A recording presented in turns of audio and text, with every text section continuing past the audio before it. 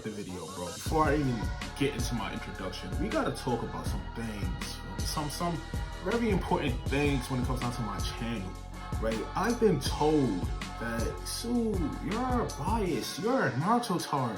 Sue, you're a Naruto tard, Sue, you're so biased.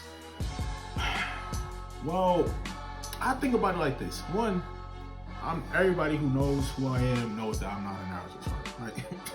First thing first. Two, some of the stuff that you say about One Piece don't even make sense. Like the whole Whitebeard being planetary.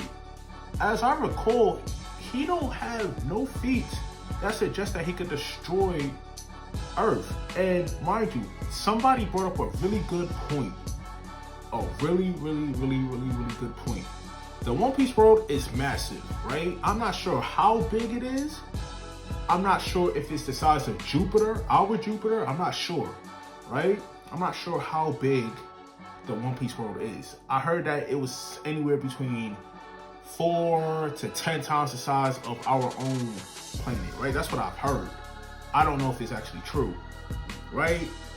So if he does cause an earthquake around, an earthquake or like a tsunami around the entirety of that planet, all right, I could say this: he might be planetary. Like, I'm not sure if he could destroy it. I'm not entirely sure if he would be able to destroy it because he's not going to survive in space. He's not going to be able to fly in space. He's going to die. So until some more feats come, well, he's dead now, so he can't. But until Luffy does something that's above light speed or does something ridiculous, like Naruto proved time and time again, like he was flying around in space with no oxygen. He was flying around fighting the Otsutsuki and stuff, moving light speed and whatnot. Like, until he does something like that, then I'll stick with Naruto, right? But until then, I'm rocking with Naruto. And don't even get me started on Dragon Ball, right?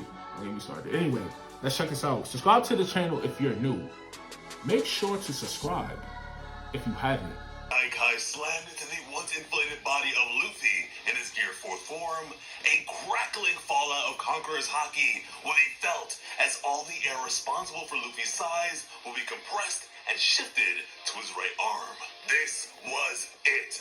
The finale of the greatest fight either combatant had ever experienced. Yet, Kaido, despite cementing his own victory, was visibly disheartened and pained by this. The win, albeit his to claim, was now devoid of glory on account of CP0's sudden intervention. What was moments before the most exciting all-or-nothing final confrontation between the two was now a complete and utter disappointment for the Draconic Oni. Remember, this is not the first time Kaido had been robbed of a proper conclusion to a glorious battle. When he fought against the legendary samurai Odin, despite nearly being felled by the swordsman and on the verge of being defeated, on account of his forces pretending to have captured his adversary's son, Momonosuke, he was afforded a shameful victory. And despite the glee of those who had assisted in this, Kaido was clearly unsettled. As Luffy's body slammed into the ground, blood would spew from his mouth as Kaido begrudgingly followed through with his decisive blow. All while the Cypher-Pole intruder remained still with his head lowered.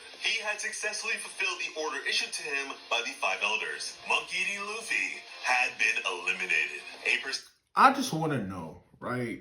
Not to pause. I'm not trying to pause. I'm trying to understand more, because me trying to watch One Piece is like the equivalent of me trying to like what's a mid-series, Black Clover. It's like me trying to watch Black Clover, bro.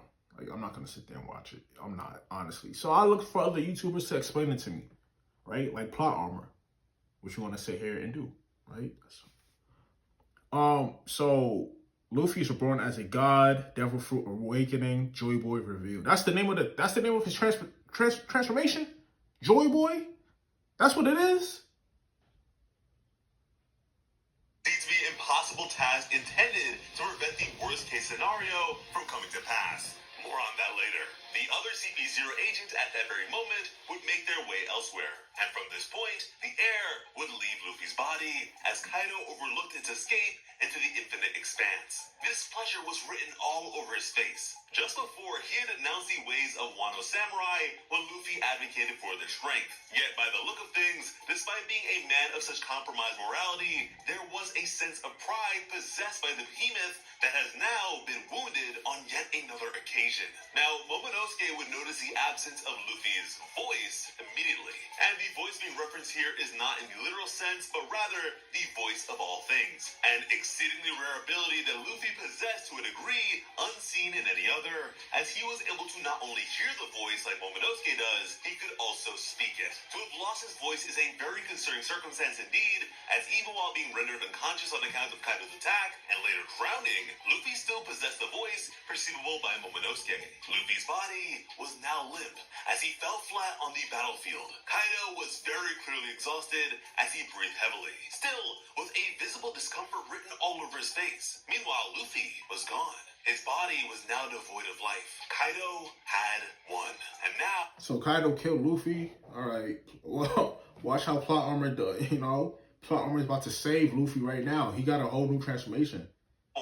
He got them nasty rubber things on his head. I don't know. It looked like little whatever. I don't know. He and the Cyberpol agent remained standing before questioning the government dog. He asked him if he had any idea what he had just done, with a definite expression of dismay. The agent remained unmoving and wordless as he shifted his hat. This was a suicide mission, a sacrifice decided by his superiors for the sake of avoiding their fears. Kaido, now filled to the brim with frustration, would yet again raise his weapon over his head and this time crush the intruder. In the meanwhile, the other agent previously discussed would slowly and silently make their way to an open window before tipping their hat, just as the other had done before. A final salute of sorts in recognition of the job's completion. When it comes to bringing you some of the best One Piece content on the platform, Plot Armor has you covered. So be sure to subscribe to the channel with notifications on. In the wake of Kaido's destructive blows, the ceiling would begin to collapse at an accelerated rate. To this, Kawamatsu would express his frustration with their current predicament, as thousands of their allies were still on the premises. With them being suspended in the air, there was no water to help quell the flames caused by Kanjuro's incinerary final gambit. And so the best they could do was urge everyone to flee, as there was no honor to be found in such a fiery death. As just then, death from above would rear its wretched serpentine head with a staggering breath attack. Kaido had returned triumphant before the many forces of the battlefield. He would demand the surrender of their leader, Momonosuke. And yet again, he would proclaim the demise of Straw Hat Luffy. With this heavy blow to their morale, he would welcome any would-be challengers to show themselves. Alright, so I just got a question. So how strong is Kaido? I don't want no wink. I want his actual, how strong is he? How, is he multi-continental? Because... okay, I think about it like this. If he was to do half the stuff that he did on this One Piece planet, how would he, what would happen if he was put on a regular size Earth? How would it affect? Would it be worse? I feel like it would be worse, right? If he was as strong as Whitebeard or stronger than Whitebeard, right? All his attacks would, hurt a regular size Earth more. So on a regular size planet, I feel like he would. Okay. So I see why people think why certain characters in One Piece is planetary. Cause put on a smaller planet, they could probably do damage, but on a large planet, not so much. Alright, okay. Alright. I'll let y'all rock with that. I'll let y'all rock with that one. Maybe, kinda. I'm not going to give it to y'all until y'all do something, but I might let y'all rock with that, as far as I'm concerned. The remaining Peace Pirates would now rejoice as the brave warriors of Wano remained in disbelief. Now, the response to this revelation by way of Law was really surprising, as he too would comment that Luffy's voice had vanished, therefore confirming his ability to also perceive the voice of all things. And with it being such an obscenely rare ability, I mean rarer than even Conqueror's Haki, his possession of this will no doubt be a major bit of information to keep in mind for preceding events. Regardless, both he and Kid were most definitely unsettled by this revelation, as to follow their victory over Big Mom, they had nothing left to give. Chopper would begin to wail at the top of his lungs as tears flooded his face, and now knowing that his captain was dead. Yamato would be distraught as Nami would march out, certain that Kaido was lying, that Luffy could not have lost, that him being dead was impossible. And she was so bold in this certainty and proclamation of hers that she would catch the attention of Kaido himself, who would take notice of her unbroken spirit and concentrate a breath attack aimed at her, only for Marco, the former 1st Division commander of the Whitebeard Pirates, to defend her. What's more is that he would urge them all to not give in to despair, that it is not over just yet. And this is admittedly a pretty painful sentiment to receive from a character like Marco for sure, considering the loss of his own captain and brothers in arms in a similarly climactic battle. Kaido would now follow up with yet another Embrace the Winter Soldier.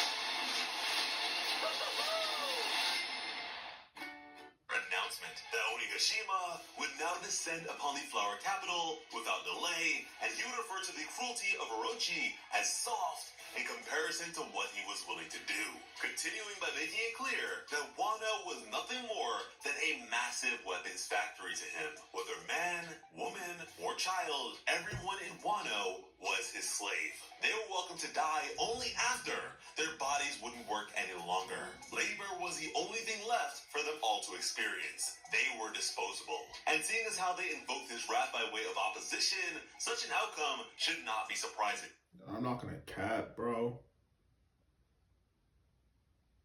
Man, if Naruto was in here, bro, I ain't gonna use Goku, but if Naruto was in here, bro, with Luffy, bro, Luffy would have, I promise you, Luffy would have never died, bro. Like, Naruto in here ups the, what? They don't lose a single fight. They don't, what? Imagine Naruto with Conqueror's Haki, bro. On top with Kurama, bro. Imagine, oh God, that's not even fair. Yeah, it's not fair, but like, damn. But best believe this chapter had some major surprises ahead. The swordsmen of Wano had effectively bet their rights and aspirations on this war and had lost. Their fates were sealed. Once more, Kaido would demand the enemy bring Momonosuke before him, otherwise the carnage would continue. And with this newfound shift in morale, several opportunistic beast pirate goons would make their way towards the presently downed Law and Kid, hoping to have their moment of glory. This was really bad since they could not even defend themselves against enemies as weak as these guys. However, thankfully, their crewmates would come to their aid and repel the assault of these grunts. Carrot and Nekomamushi would hear the sudden commotion and aim to lend some assistance as well. And as if Kaido wasn't bad enough, the flames were consuming the terrain as several injured samurai were trapped in the basement as they continued to spread. Now, despite having just taken down an Emperor of the Sea, Law and Kid refused to stay down. Surrender was out of the question. With things going as they were, the two were intent on fighting until the bitter end. All while Law still could not believe what had happened to Luffy. And you know what? Yamato would advocate for Momonosuke doing the very same, fighting until his dying breath, but Momonosuke refused, saying that if Luffy lost to Kaido, what could he possibly hope to accomplish? Yet Yamato would retort that this is the way of the samurai, that everyone else was at their limit, so it was up to them to take on Kaido, that even Kaido must be exhausted by now. And Yamato had faced off against Kaido before, and the results weren't exactly pretty. Even now with Kaido having sustained as much damage as he has, I still highly doubt Yamato would even make a dent. And if nothing else, Momonosuke would simply be a nuisance to Kaido, nibbling at his heels. Thinking practically, if not a bit cowardly, Momonosuke was reluctant to risk any more of his people's lives. That if Luffy had been defeated, perhaps their only choice was to concede. But Yamato refused. The people to be spared would end up leading lives of complete and utter misery. Surrender was not a mercy, it was a lifelong punishment. Furthermore, expressing the regrets of those who had allowed Orochi to have his way in the past. That every injustice the people of Wano had endured over the course of the last 2 decades was for the sake of this ever-important battle. That even if surrender was their only option, death was a preferable choice. Momonosuke could clearly see the determination and unwavering resolve in Yamato's eyes. And there were others who felt the very same way as well, who were willing to fight until the very end. And because of this, because Momonosuke had yet to yield, Kaido's rampage would continue on. However, something... Oh, shit. I know it's about to get to the good part. I know it's about to get to the good part, right? I just had to pause for a second. Bruh, I'm not gonna cap. This is what I was looking for in One Piece. I want One Piece to be like this all the time. He's making it sound super interesting. I'm not even capping. When like, if you could narrate and make me want to watch the show, bro, I want to watch it after this. This part makes it super interesting. I'm invested now. I'm invested. So I'm invested now, bro. It looks lit. Like, Luffy dead, damn. Like, everybody on their last leg. But nah, plot armor here to save the day. Literally, plot armor's here to save the day. Luffy's not dead. He just got, knocked unconscious. He wakes up, new transformation. Incredibly miraculous was on the verge of occurring, unbeknownst to everyone. Luffy's lifeless body remained undisturbed by the present happenings of the mortal world around it. But would you believe it? Luffy's heart, that had ceased all function, would suddenly jumpstart itself once more and begin beating. With that, the elephant Zunisha was suddenly alerted to something and proceeded... Yeah, it don't even explain how his heart started just beating again after he got killed. See, my thing is this. You just got to get rid of the entire body. Blow it up from Adam. He's not going to recover from that. He's going to actually be dead this time. ...to speak to Momonosuke, exclaiming that they could hear it. Luffy's heart would continue to beat, his hand now twitching as the colossal elephant would begin to reminisce, saying that it really takes them back. Momonosuke was certainly confused by this and would question what the creature was referring to. Zunisha would express that it could hear the drums of liberation, a sound now heard for the first time in 800 years. Finally, without a doubt, he was there. The greatest fear of the world government, the advent to which the 5 Elder Stars desperately sought to prevent. Momonosuke would question who exactly the elephant was referring to. And that's when Zunisha would say his name. Joy Boy. Joy Boy has finally returned. Life has returned to the body of Luffy, along with quite the smile indeed. Luffy's visage has changed rather dramatically, as his hair appears to have undergone a dramatic shift in elasticity, all while a wellspring of smoke that would make Gear Second blush would arise from his body. This is not a Gear transformation. This is not Gear Fifth. This is something entirely different and absolutely changes everything.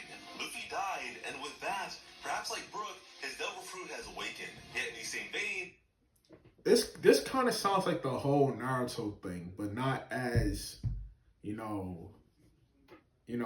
not, it's kind of the same, but not the same at the same time, if that makes sense, bro. Like, here's my thoughts, right? Quick thoughts. So, I'm thinking that this is not Luffy, right? This is some other entity that's controlling his body because Luffy's dead, right? So, because Luffy's dead, something else took over his body. Right? That's how I'm thinking of it, because you just said that he was dead. But then his heart randomly just started beating again. So I don't know who this is, but Joy Boy, because somebody did tell me in my comment section, Joy Boy. So how strong is Joy Boy? That's such a weird name, but how strong is Joy Boy? the Gorosei, to some extent, seemed to have foreseen its occurrence and with certainty deemed Luffy to be the vessel for such a thing. For Joy Boy. Oh, so I was right. This is not Luffy. This is somebody else using his body with all his powers. Kind of sounds like a parasite a little bit. Kind of like Baby Vegeta. Like when Baby into that nigga body after he got like a cut and now he had all access to all his powers and abilities. And now this new person who was gone for like 800 years randomly comes back because Luffy's dead. So if that's not plot armor, I don't know what is. Presumably on account of his devil fruit, which had once supposedly been stolen from the world government by by Shanks. Now, in the midst of the reverie, Shanks met with the 5 elders in regards to a particular pirate. And given this ever so sudden move by the elders, as opposed to meeting with these men in regards to Blackbeard as he had with Whitebeard in the past, it would seem this conversation may have entailed Luffy, the conduit for Joy Boy's triumphant return. Thank you all so much for watching. It's been an awesome day. I love you.